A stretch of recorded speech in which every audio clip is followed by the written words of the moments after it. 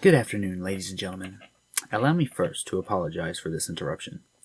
I do, like many of you, appreciate the comforts of everyday routine, the security of the familiar, and the tranquility of repetition. I enjoy them as much as anyone.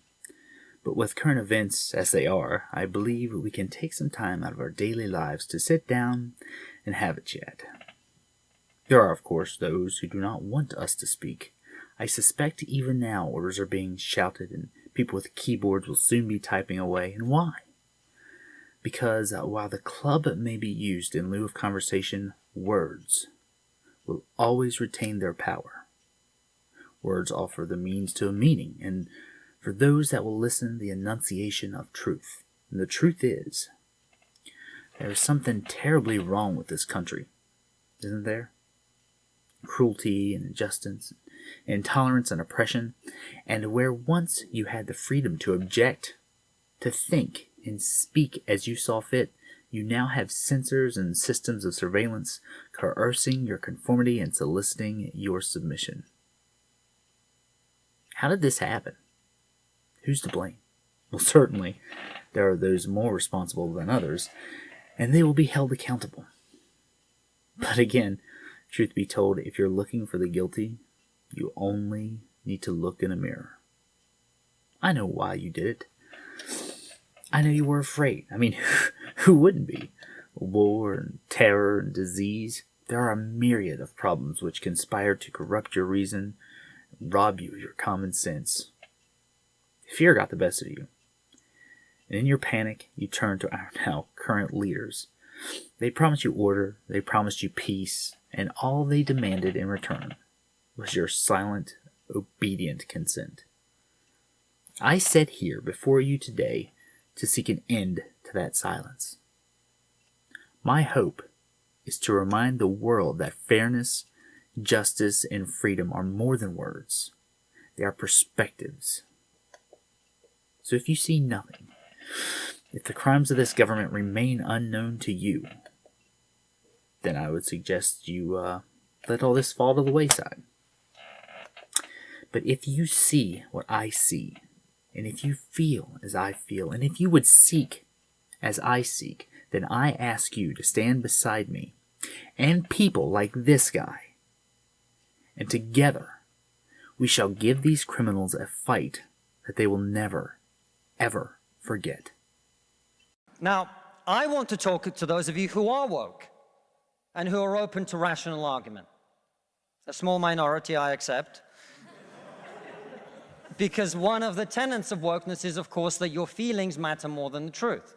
But I believe in you. I believe there are those of you here who are woke, who are open to rational argument, so let me make one.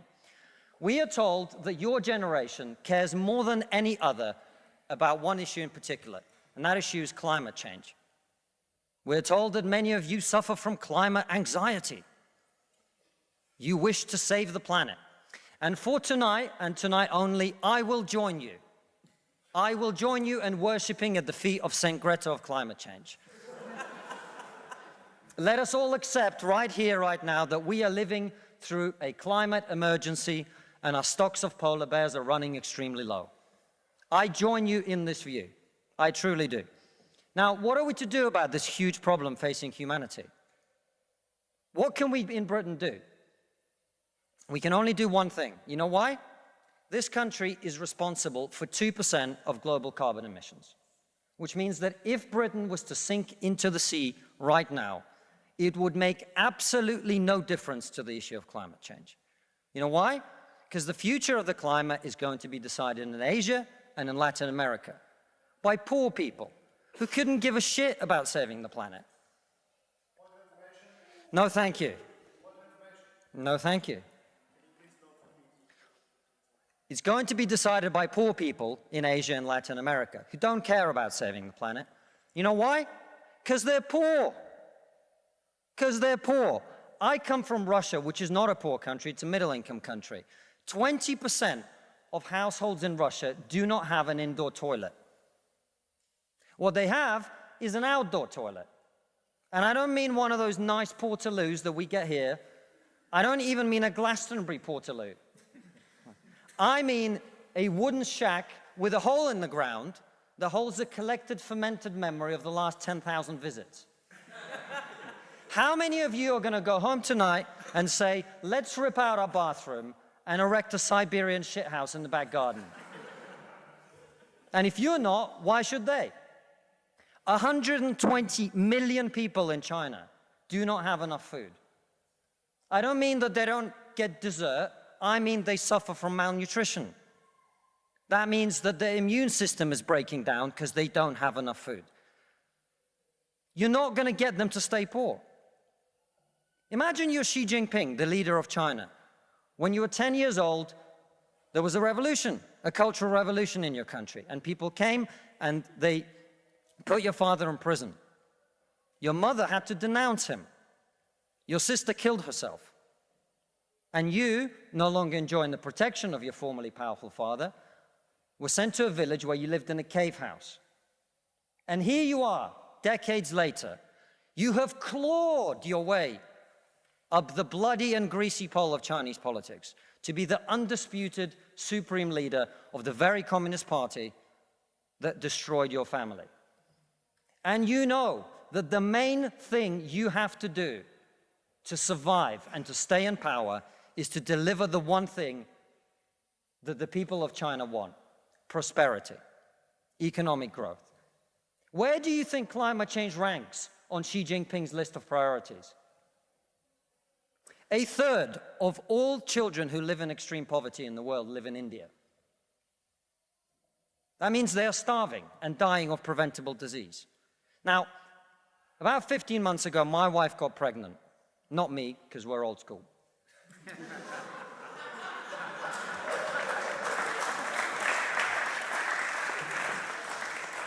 And for 9 months, we talked about what our boy would look like, what he might do when he grows up. We looked at baby scans and videos on YouTube about what the fetus looks like at 9 months and 12 months and 20 months. And eventually he was born. And he is this cute little bundle of joy. He's cuter than about 80% of puppies, right? Now, if you said to me that I had a choice, either my son had a serious risk of starving or dying from a preventable disease in the next year, or I could press a button and he would live. He would go to school. He would bring his first girlfriend home. He'd go to university and graduate and become a woke idiot.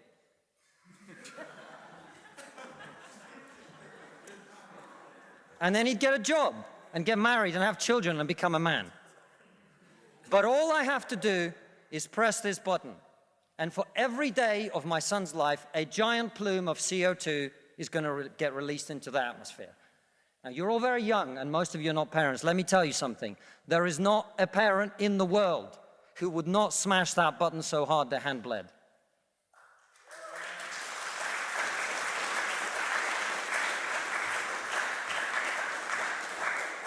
You are not going to get these people to stay poor. You're not even going to get them to not want to be richer. And so, I put it to you, ladies and gentlemen, there is only one thing we can do in this country to stop climate change, and that is to make scientific and technological breakthroughs that will create the clean energy that is not only clean, but also cheap. And no, thank you. And the only, I want everyone to get home on time today, which is not going to happen. And the only thing that wokeness has to offer in exchange is to brainwash bright young minds like you to believe that you are victims, to believe that you have no agency, to believe that what you must do to improve the world is to complain, is to protest, is to throw soup on paintings. And we on this side of the house are not on this side of the house because we do not wish to improve the world. We sit on this side of the house because we know that the way to improve the world is to work, is to create, it is to build. And the problem with woke culture is that it's trained too many young minds like yours to forget about that. Thank you very much.